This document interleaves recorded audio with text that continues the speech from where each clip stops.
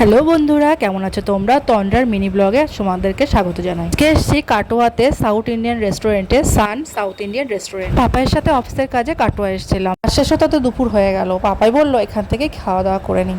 তো অনেক খোঁজাখুঁজি করে কাটোয়ার একদম স্টেশনের পাশেই এই রেস্টুরেন্টের উপরে চোখ পড়লো, সান সাউথ ইন্ডিয়ান রেস্টুরেন্টে। জানি না কেমন হবে খাওয়া দাওয়া, তো আমি আর পাপাই চলে আসলাম এখানে।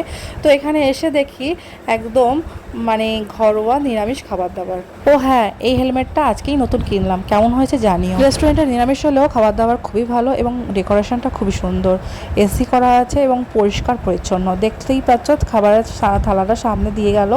অনেক সুন্দর সুন্দর মেনু রয়েছে, ডাল, আলু চিপস, পেঁয়াজ, চাটনি, পাঁপড়, সাদা ভাত, আর এঁচড়ের একটা তরকারি দিয়েছে, আর হচ্ছে পনিরের তরকারি। আমরা এক্সট্রাভাবে পনিরের একটা ডিশ নিয়েছিলাম।